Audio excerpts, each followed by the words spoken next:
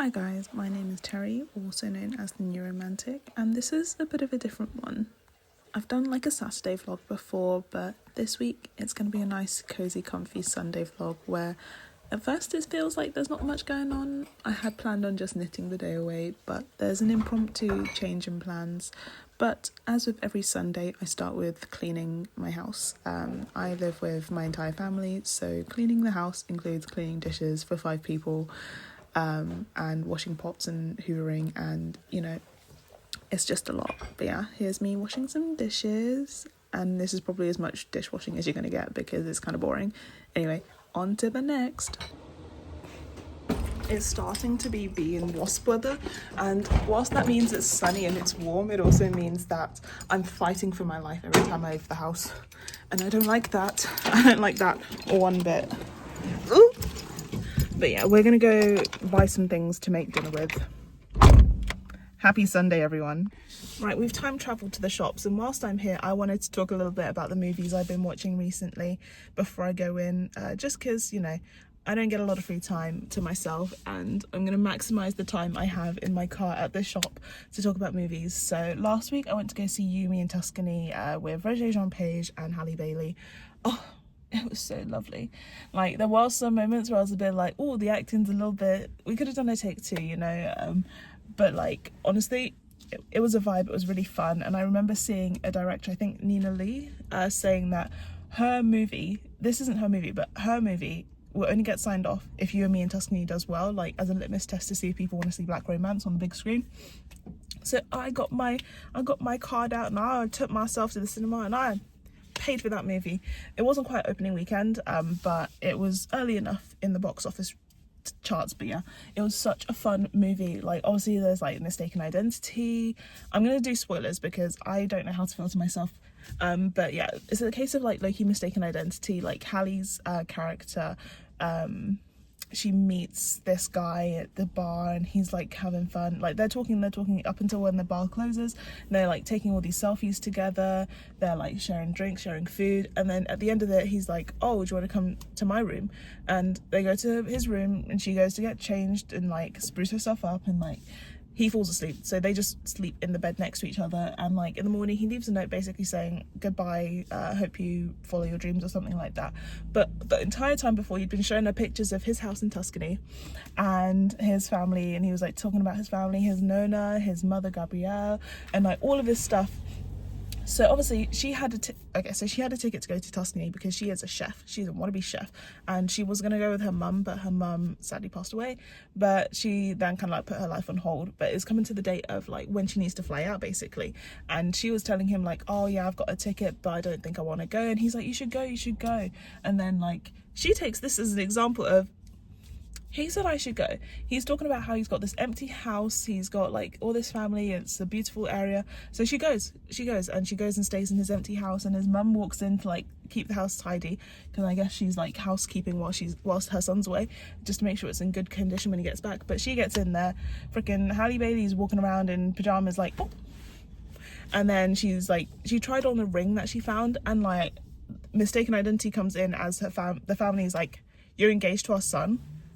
Hijinks ensue. But Roger Page's character is like this like farmer boy. Like they meet in like a cafe and he's a bit rude to her, she's a bit rude to him, enemies type stuff over a sandwich. She wanted to try a sandwich, that was as usual. He goes into the shop, orders it before she could say I want that one. Sandwich lady goes, okay, here you go. He walks out, she's like, what the hell? And like when he realizes she doesn't have a place to stay, because this is before she decided to hijack that man's house, he's like, oh yeah, I'll have the sandwich because you're gonna need it. And obviously I thought it was a bit like, wow, what a dick, but at the end of the day it was actually kind of cute. And obviously at the end of the day he's the one she's meant to be with. But I like that it was like a general progression. It wasn't like immediately like, oh yeah, they're in love, they're made for each other. We actually got to see them get to know each other, like obviously through the context of, you're marrying my family member, but at the same time they were like just talking. Like it was just a normal like progression, just like over the like couple of days she was there, they were having conversations. Also, I think she was only there for like a week, and in that time she hijacked someone's, like she pretends to be engaged to someone, met his cousin, brother, like they're brothers through adoption, met his brother, fell in love with his brother, and in the end of that 5 days, she's like, actually, I'm gonna stay and date your brother, actually. And honestly, I think it was so cute, and like, obviously, like, there was a bit of tension with her not knowing what the family was going to be like, but they've got to know her in the time that she's been pretending to be engaged to one son, and like, obviously they could see that she had feelings for the other son, and it was just it was too cute. It was too cute. The other movie I've seen recently is Roommates. So this is a Netflix original. I believe it's an Adam Sandler production with his daughter starring as the main character, but all I want to say is we all know a Celeste. We know a girl like Celeste, maybe not in the whole kind of like everything she does, but like it's like they've taken the worst qualities of some people and made it into one person. And like, obviously, because she's like this spoiled kind of like rich girl trying to get people's attention, like she uses people a lot. Like, I feel we've all known someone who uses people, and if you don't know someone, you're most likely that person. Like, I've known people where you tell them you have a crush on someone, they are dating that person the next week. They could be dating someone else. They'll break up with that person and date the person you like just to spite you, even though they call themselves your best friends. And it's like, I don't understand what's going on in your head. Like, is this a validation thing? Is it like an attention thing? Is it like, did you actually like them? Is like, what's going on? And then it's just kind of like, you've had your entire life handed to you on a silver platter.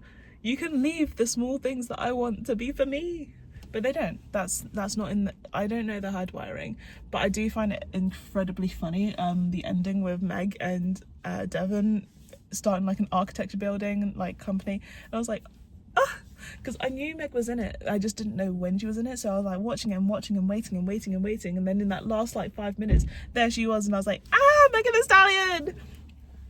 Speaking of Meg, sorry, my brain is just like on all, like whirring on all fronts. But speaking of Meg, have you guys seen that Clay cheated on her?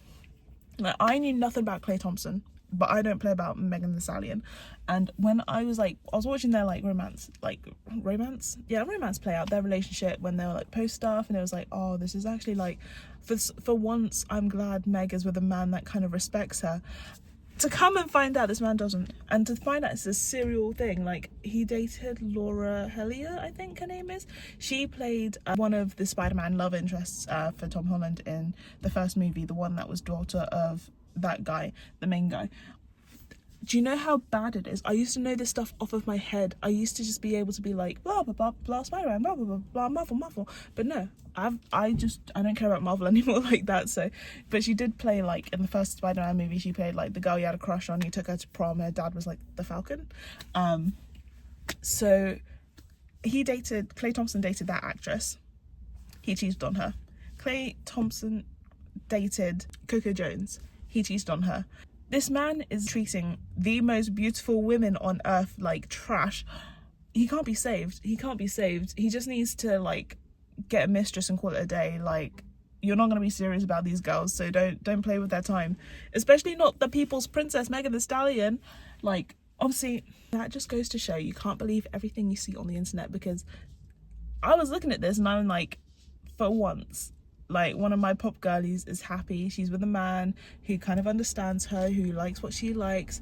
They're like equally matched in like talent and success, only for this to happen. I am so sad for her. Like, she does not deserve this at all. All I can hope is that from now on, her career freaking skyrockets. She's already up here. I need her to be in the stars. That's how far I want her to go. I want her to be so freaking successful that, like, she can have her pick of any man, and every man, like, honestly, I don't remember when it was, but like when Rihanna was dating that like silent billionaire, I want that kind of life for Meg, where she's with someone who treats her well. I don't know if he treated Rihanna well, but I want her to be with someone who treats her well, who is as successful as her, doesn't need to be in the public eye, doesn't need to be like chasing models. I want her to be with a man who just doesn't play about her. And I also want that for myself. I want a man who doesn't play about me, because I don't know, like, I've been single for like nearing 4 years now, and every time I meet someone, it starts off really good. And then I realise, like, you can feel when someone's pulling away and you're like, oh, they're about to start playing in my face. They're about to play with me versus not play about me. So I want something as steadfast as like what Kerry Washington and that white co-worker of hers have. I don't actually know. I just keep seeing them popping up on each other's like live streams and stuff, or like in each other's like presence, being like, oh, I just had to show him my new outfit, and I'm like, go, your husband is right there. But like, yeah, I don't know. Anyway, I need to go buy some food. I need to go shopping. Come with me to buy groceries. Right, it's the Sunday before payday as well, so it's gonna be a little bit tight financially, so we're gonna try and make a family dinner on a budget. Wish me luck, guys. One of my favourite pastimes is to see what books are available and like have a little peruse to see what I should borrow from the library. Right, we are back. Oh, I've accidentally steering wheel locked my car. That's fun. I managed to get some potatoes, yogurt, pasta, courgette, beans, but like mixed bean salad because I want to try that, and some chicken.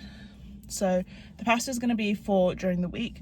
I have two brothers and they eat like there's no food ever, so they'll make themselves pasta, but it won't be like a normal portion of pasta. They will take half a bag of pasta, stick it in the pot, cook it, put like some £2 sauce on it and call that meal, and they'll eat the whole thing. And I'm like, bro, pasta isn't that expensive, but that's supposed to last at least everyone one portion, and you've eaten half a bag on your own. And then my other brother will be like, oh, you didn't leave any for me, I need to make some for myself. And you'll make the other half of the bag, and it's like, please have restraints, know your limits. And then they'll be like, oh, I'm not hungry for dinner, after you spend like the next 2 hours cooking dinner because you told them don't eat the pasta now, you're making dinner. I feel like I'm a parent, but I'm not. I'm 25, I should be in the clubs, or I should be asleep from being in the club, but no, I'm here worrying about feeding my family as if I birthed them. I didn't. Anyway, that's part of why this year I'm going to try and do as much as I can for myself, and I'm so ready for July because I fly out to Venice for my birthday and I'm there for a couple of days. So what I might do is I might take a trip out to like Florence on one of the days, just explore Italy a little bit. I can't be stuck in my family house. Anyway, if you want to help me, I have a coffee page, so you can donate to my coffee page to help me move out my family house. And that's staying in because I'm desperate. Obviously, I work my job. I'm trying to make this like content creator thing work, but I don't know. I feel like my content ideas are just a bit stale. I just do stuff and film it, but like obviously I want to do like challenges and stuff, but there's only so much you can do on your own. Although I am going to start the Le Seraphim workout challenge, because whilst I feel like I'm quite rotund, but at the same time I look at myself in the mirror and I'm like, I'm not that, like I have a shape to me. It's not like round, like I have, my waist goes in, my thighs go out, and I'm like, okay, I just need to shrink. So I'm going to try the Le Seraphim challenge, workout challenge. I think I'll start it today. I was supposed to go to the gym, but I have to maintain a family of 5. So what I'll do is I'll do it in my garden. I will set myself up yoga mat on the grass because I think it's going to be a lot nicer to do on the grass versus on the patio because it's quite hard. And you have to do burpees, so I'm going to be jumping and landing on my hand, and that hurts. But I want to see if over the course of like a week, I'll start it at a week. If it works out nicely for a week, I'll do 2 weeks, 3 weeks, a month, see how well it works. Because I used to follow this girl, I think I do still follow her, but I never see her videos on my For You page, and she did it for 30 days and she started at like, not massive, like she wasn't like big by any means. I think she started around 65-70 kg, and in like that month, I don't know the specifics about her weight, but her physiology, like she looked snatched, and I'm like, okay. But yeah, the Le Seraphim challenge is as follows. I can't remember off the top of my head, but I have a screenshot of it, and I think it's like 100 burpees, planking for an entire song. I hate planking. I hated it when I did it at school. I hated it when I did it with a personal trainer. But what I have been doing is like workout challenges. So like I will sit and I will like follow through like a stretching thing, a video, or like 10-minute like movement blaster videos. I did one yesterday whilst I was watching The Roommate. For the first 10 minutes of the movie, I was just screen on with the movie, but I also had my phone underneath my TV screen so I could follow along the exercise. So I got my 10 minutes out, and then I sat down and I watched the movie, and it's like high intensity, so it wasn't like 10 minutes of like stretch an arm out here. It was like jumping and swooping and moving my arms. It was a lot. I used to play a lot of Just Dance when I was younger, which felt like exercise, but it was really fun. I considered doing more Just Dance, but I can't be bothered. I like the working out to the music I like, and I don't like a lot of the songs in the new Just Dances, so yeah. But maybe if I can move out to my own place and have control over my own space and time and whatever, I can do more workout videos.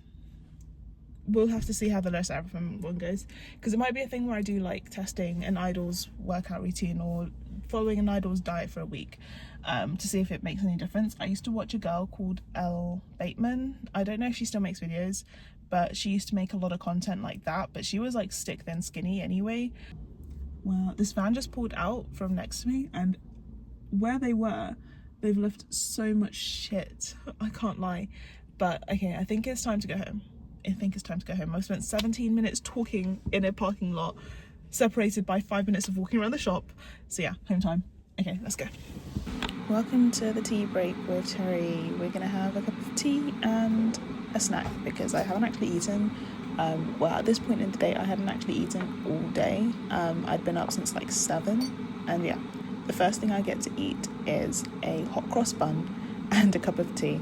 I love a good cup of tea these days. I used to absolutely, like when I was younger, I used to love tea because I was like, this is what makes me British. And then I kind of grew out of it and I was like, oh yeah, tea's alright, I don't really like it. But now I'm a fiend. I want this on record. These are the best hot cross buns. It's the M&S Granny Smith apple ones. They only come out at Easter, like pretty much every hot cross bun, but they are just so delightful. I buy them in bulk and then I freeze them and then just defrost them / toast them when I want one. But they get me through the Easter season, and honestly it makes me so sad that they're only available one time of the year. Like, they're just the best thing ever. If you haven't had a chance to try one, I would try one. Like, they're just so good. Oh, I need another one. BRB. It's like with baking, the smell that comes off of these when they're like toasting is just like another world for me. It's just so good. Oh, yes, I love them. And they pair perfectly with a cup of tea. Although recently I've been toying with having them with a slice of cheese in the middle, inspired by Peter Malark's cheese and apple tarts in The Hunger Games. Right, taking my brothers to the cinema. But until then, they are in Sports Direct and I'm stood outside. Leave a comment with what movie you think we're about to go see. You've got 3, 2, 1. I would do a review of the Super Mario Galaxy movie, but I won't lie, I did fall asleep. Not because it was a bad movie, but I think just I'd done so much in the day, and when I'd been at home, it was like time to relax. I was gonna knit for a bit, maybe have a nap. So by the time we got into the movie, I was watching it, and then I just felt myself go. I was awake for like the last scene of it, basically, and I can't even tell you what happened because I was like trying to get myself together. I remember the end credits started and my brothers were like, should we go now? And I was like, yeah, we should. Not my proudest moment, but the movie that I did watch, because I think I watched until